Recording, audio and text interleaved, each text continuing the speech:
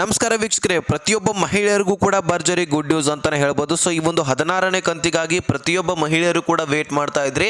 So ಇಂದು ಬರುತ್ತೆ, ನಾಳೆ ಬರುತ್ತೆ, ಯಾವಾಗ ಬರುತ್ತೆ ಹೇಳಿ ಅಂತ ಹೇಳ್ಬಿಟ್ಟು ಕೇಳ್ತಾ ಇದ್ರಿ ಕಮೆಂಟ್ಸ್ಗಳಲ್ಲಿ. ಆದರೆ ಇನ್ನೂ ಕೂಡ ನಾಟ್ ನಮಗೆ ರಿಸೀವ್ಡ್ ಅಂತ ಹೇಳ್ಬಿಟ್ಟು ಬಹಳಷ್ಟು ಜನರು ಕಮೆಂಟ್ ಮಾಡ್ತಾ ಇದ್ರಿ. ಸೊ ಅದನ್ನು ನೋಡ್ತಾ ಇದ್ದೀನಿ ನಾನು ಕೂಡ ಈಗ. ಸೊ ಬಹಳಷ್ಟು ಜನರು ಕಮೆಂಟ್ ಮಾಡಿದ ಕಾರಣಕ್ಕಾಗಿ ನಿಮಗೆ ಕ್ಲಾರಿಟಿ ಕೊಡಬೇಕಲ್ವಾ. ಅದೇ ರೀತಿಯಾಗಿ 16 ಮತ್ತು 17ನೇ ಕಂತಿನ ಹಣ ಬಿಡುಗಡೆ ಆಗಲಿದ್ದೇನೆ ಕೂಡ. ಸೊ ಯಾರು ಕೂಡ ತಲೆ ಕೆಡಿಸ್ಕೊಳ್ಳುವಂತಹ ಅಗತ್ಯ ಇಲ್ಲ. ಸುತ್ತ ಲಕ್ಷ್ಮೀ ಹೆಬ್ಬಾಳ್ಕರ್ ಮೇಡಮ್ ಅವರು ಅಪ್ಡೇಟ್ ಅನ್ನ ಕೊಟ್ಟಿದ್ದಾರೆ. ಸೊ ಇನ್ನೇನು ನಿಮ್ಮ ಖಾತೆಗೆ ಬರುವಂತದ್ದು ಮಾತ್ರ ಬಾಕಿ ಅಂತ ಹೇಳ್ಬಿಟ್ಟು ಅಪ್ಡೇಟ್ ಅನ್ನ ಕೊಟ್ಟಿರುವಂತದ್ದು. ಸೊ ಹಾಗಾದ್ರೆ ನಿಮ್ಮ ಖಾತೆಗೆ ಯಾವಾಗ ಬರುತ್ತೆ? ಇನ್ನು ಕೂಡ ಬಿಡುಗಡೆ ಆಗಿಲ್ವಾ? ಈಗ ಬಿಡುಗಡೆ ಆಗ್ತಾ ಇದೆಯಾ? ಇವತ್ತು ಬಿಡುಗಡೆ ಆಗ್ತಾ ಇದೆಯಾ? ಯಾವ ಯಾವ ಜಿಲ್ಲೆಗಳಿಗೆ ಮೊದಲನೇ ಹಂತದಲ್ಲಿ ಬಿಡುಗಡೆ ಆಗ್ತಾ ಇದೆ? ಸೊ ಎಲ್ಲನೂ ಕೂಡ ನಾವು ಒಂದೊಂದಾಗಿ ನೋಡ್ತಾ ಹೋಗೋಣ. ಮುಖ್ಯವಾಗಿ ಆ ಒಂದು ಜಿಲ್ಲೆಗಳಂತೂ ನೀವು ತಿಳ್ಕೊಳ್ಬೇಕಾಗತ್ತೆ. ಯಾಕಂದ್ರೆ ಒಂದು ಜಿಲ್ಲೆಗಳಲ್ಲಿ ನಿಮ್ಮ ಜಿಲ್ಲೆನೂ ಕೂಡ ಆಗಿದ್ರೆ ನಿಮ್ಮ ಖಾತೆಗೂ ಕೂಡ ಮೊದಲನೇ ಹಂತದಲ್ಲಿ ಜಮಾ ಆಗುವಂತಹ ಸಾಧ್ಯತೆ ಇರುತ್ತೆ. ಸೊ ಹೀಗಾಗಿ ವಿಡಿಯೋನ ಕೊನೆವರೆಗೂ ವಾಚ್ ಮಾಡಿ. ಬಹಳ ಇಂಪಾರ್ಟೆಂಟ್ ಹಾಗೂ ಮಹತ್ವದ ಒಂದು ಮಾಹಿತಿ ಆಗಿರುತ್ತೆ. ಚಾನಲ್ಗೆ ಸಬ್ಸ್ಕ್ರೈಬ್ ಮಾಡಲಂದ್ರೆ ದಯವಿಟ್ಟು ಬೇಗನೆ ಸಬ್ಸ್ಕ್ರೈಬ್ ಮಾಡ್ಕೊಳ್ಳಿ. ವಿಡಿಯೋಕ್ಕೆ ಹೋದ ಒಂದು ಲೈಕ್ ಕೊಟ್ಬಿಟ್ಟು ವಿಡಿಯೋನ ನೋಡ್ಲಿಕ್ಕೆ ಸ್ಟಾರ್ಟ್ ಮಾಡಿ. ಈಗ ಡೈರೆಕ್ಟ್ ಆಗಿ ನಾನು ಟಾಪಿಕ್ಗೆ ಬಂದ್ಬಿಡ್ತೇನೆ ವೀಕ್ಷಕರೇ. ಈ ಒಂದು ಅನ್ನಭಾಗ್ಯ ಯೋಜನೆಯಲ್ಲಿ ಕೂಡ ನಮಗೆ ಡೀಟೇಲ್ಸ್ ಆಗಿ ಈಗಾಗಲೇ ಮತ್ತೊಂದು ವಿಡಿಯೋದಲ್ಲಿ ನಾನು ನಿಮಗೆ ತಿಳಿಸ್ಕೊಡೋನಿದ್ದೀನಿ. ಸೊ ಹಾಗೆ ಈ ಒಂದು ವಿಡಿಯೋನ ನೋಡಿಕೊಂಡು ಆ ವಿಡಿಯೋನ ಕೂಡ ನೋಡ್ಕೊಳ್ಳಿ. ಈಗ ಈ ಒಂದು ಗೃಹಲಕ್ಷ್ಮಿ ಯೋಜನೆಯಲ್ಲಿ 16ನೇ ಕಂತಿನ ಹಣ ಆದರೂ ನಿಮಗೆ ಜಮಾ ಆಗ್ತಾ ಇದೆ. ಸೊ ಈ ಒಂದು 16ನೇ ಕಂತಿನ ಹಣ ನಿಮಗೆ ಈ ಒಂದು ಈಗಾಗಲೇ ನಿಮಗೆ ಬಿಡುಗಡೆ ಆಗಲಿದೆ ಅಂತ ಹೇಳ್ಬಿಟ್ಟು ಲಕ್ಷ್ಮೀ ಹೆಬ್ಬಾಳ್ಕರ್ ಅವರು ಅಪ್ಡೇಟ್ ಅನ್ನು ಕೊಟ್ಟಿರುವಂಥದ್ದು. ಹಣಕಾಸು ಇಲಾಖೆಯಿಂದ 2400 ಕೋಟಿ ಹಣ ಬಿಡುಗಡೆ ಆಗಿದೆ ನಮಗೆ ಈಗಾಗಲೇ ಅಂತ ಕೊಟ್ಟು ಮಾಹಿತಿ ಕೂಡ ಅಪ್ಡೇಟ್ ಅನ್ನು ಕೊಟ್ಟಿದ್ದಾರೆ. ಸೊ ಇನ್ನು ಮಹಿಳಾ ಮತ್ತು ಮಕ್ಕಳ ಅಭಿವೃದ್ಧಿ ಇಲಾಖೆಗೆ ಬಿಡುಗಡೆ ಆಗಿದೆ, ಹಾಗಾದ್ರೆ ನಮ್ಮ ಖಾತೆಗೆ ಬರ್ತಾ ಇಲ್ಲ ಯಾಕೆ ಅಂತ ನೀವು ಕೇಳ್ಬೋದು. ಸೊ ಇಲ್ಲೇ ಫಾಲ್ಟ್ ಆಗಿರುವಂಥದ್ದು, ಇಲ್ಲೇ ಪ್ರಾಬ್ಲಮ್ ಕ್ರಿಯೇಟ್ ಆಗಿರುವಂಥದ್ದು, ಇದನ್ನ ಕ್ಲಿಯರ್ ಆಗಿ ತಿಳ್ಕೊಳ್ಳಿ. ಈಗ ತಾಂತ್ರಿಕ ದೋಷ ಆಗಿರುವಂಥದ್ದು ಅಂತ ಹೇಳ್ಬಿಟ್ಟು ಅಪ್ಡೇಟ್ ಅನ್ನ ಕೊಟ್ಟಿದ್ರು. ಈ ಒಂದು ಹಣಕಾಸು ಇಲಾಖೆಯಿಂದ ಮಹಿಳಾ ಮತ್ತು ಮಕ್ಕಳ ಅಭಿವೃದ್ಧಿ ಇಲಾಖೆಗೆ ಏನು ಅಮೌಂಟು ಫಂಡ್ ರಿಲೀಸ್ ಆಯ್ತಲ್ವಾ, ಅಲ್ಲಿ ತಾಂತ್ರಿಕ ದೋಷ ಉಂಟಾಗಿದೆ. ಅದಕ್ಕೋಸ್ಕರ ಅದನ್ನು ಸರಿಪಡಿಸಲಿಕ್ಕೆ ಈ ಗವರ್ನರ್ಸ್ ಅವರು ಕೂಡ ಇದ್ದಾರೆ. ಸೊ ಅದನ್ನು ಸರಿಪಡಿಸ್ಕೊಂಡು ಸೊ ನಿಮ್ಮ ಖಾತೆಗೆ ಇನ್ನೇನು ಬರೋದು ಬಾಕಿ ಇದೆ, ಇನ್ನೇನು ಬ್ಯಾಂಕ್ಗಳು ಅಪ್ಡೇಟ್ ಮಾಡ್ಕೊಳ್ಬೇಕಾಗಿರುವಂಥದ್ದು ಬಾಕಿ ಇರುವಂಥದ್ದು. ಇನ್ನು ಬ್ಯಾಂಕ್ಗಳು ಅಪ್ಡೇಟ್ ಮಾಡ್ಕೊಂಡ್ರೆ ಸಾಕು, ನಿಮ್ಮ ಖಾತೆಗೆ ಯಾವಾಗ ಬೇಕಾದರೂ ಕೂಡ ಯಾವ ಹಂತದಲ್ಲಿ ಕೂಡ ನಿಮಗೆ ಜಮಾ ಆಗಬಹುದು ಅಂತ ಹೇಳ್ಬಿಟ್ಟು ಅಪ್ಡೇಟ್ ಅನ್ನ ಲಕ್ಷ್ಮೀ ಹೆಬ್ಬಾಳ್ಕರ್ ಮೇಡಮ್ ಅವರು ಕೊಟ್ಟಿದ್ದಾರೆ.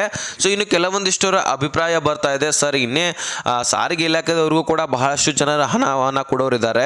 ಈ ಕಡೆ ಅನ್ನಭಾಗ್ಯದಲ್ಲಿ ಕೂಡ ಸರಿಯಾಗಿ ಹಣ ಆಗ್ತಾ ಇಲ್ಲ, ಗೃಹಲಕ್ಷ್ಮಿ ಯೋಜನೆಯಲ್ಲಿ ಕೂಡ ಸರಿಯಾಗಿ ಹಣ ಆಗ್ತಾ ಇಲ್ಲ. ಸೊ ಹೀಗಾದ್ರೆ ಸರ್ಕಾರದ ಬಳಿ ಹಣ ಇದೆಯಾ ಅಥವಾ ಇಲ್ವಾ ಅನ್ನುವಂಥದ್ದು ನಮಗೆ ತಿಳಿತಾ ಇಲ್ಲ. ಸೊ ಇನ್ಮೇಲಿಂದ ಗೃಹಲಕ್ಷ್ಮಿ ಯೋಜನೆಯನ್ನು ಕೂಡ ನಿಂತೋಗುತ್ತೆ ಅಂತ ಹೇಳ್ಬಿಟ್ಟು ಹೇಳಿಕೆಗಳು ಕೂಡ ಬರ್ತಾ ಇದ್ವು. ಸೊ ಇದ್ರ ಬಗ್ಗೆ ನಾವು ಏನು ಚರ್ಚೆ ಮಾಡ್ಲಿಕ್ಕೆ ಇಷ್ಟಪಡೋದಿಲ್ಲ. ಯಾಕಂದ್ರೆ ಇಲ್ಲಿ ಕೇಳಿ, ಈಗ ನೋಡಿ ಅವರು ಏನು ಅಪ್ಡೇಟ್ ಕೊಡ್ತಾರೆ ಅದನ್ನ ನಾವು ನಿಮ್ಮ ಮುಂದೆ ಬಂದು ಇಡುವಂತಹ ಸಾಧ್ಯತೆ ಅಷ್ಟೇ ಮಾತ್ರ ನಮ್ಮ ಕೆಲಸ ಆಗಿರುತ್ತೆ. ಅದೇ ರೀತಿಯಾಗಿ ಈಗ ನೋಡಿ ಫಂಡ್ ಇದೆಯೋ ಅಥವಾ ಇಲ್ವೋ ಅದು ನಮಗೆ ಗೊತ್ತಿಲ್ಲ. ಆದರೆ ಇರಲಿಲ್ಲ ಅಂದರೂ ಸಹಿತ ನಿಮಗೆ ಕೊಡಲೇಬೇಕಾಗಿರುವಂಥದ್ದು, ಯಾಕಂದರೆ ಗ್ಯಾರಂಟಿಗಳನ್ನು ಕೊಟ್ಟಿದ್ದಾರೆ, ಹೌದಲ್ವಾ. ಈಗ ಫ್ರೀ ಬಸ್ಸು ಅದರಿಂದ ಅನಾನುಕೂಲ ಹೆಚ್ಚಾಗಿದ್ರು ಸಹಿತ ಅದನ್ನು ಬಂದ್ ಮಾಡ್ತಾ ಇಲ್ಲ ಅಂದ ಬಳಿಕ ಇದನ್ನ ಯಾಕೆ ಬಂದ್ ಮಾಡ್ತಾರೆ, ಹೌದಲ್ವಾ.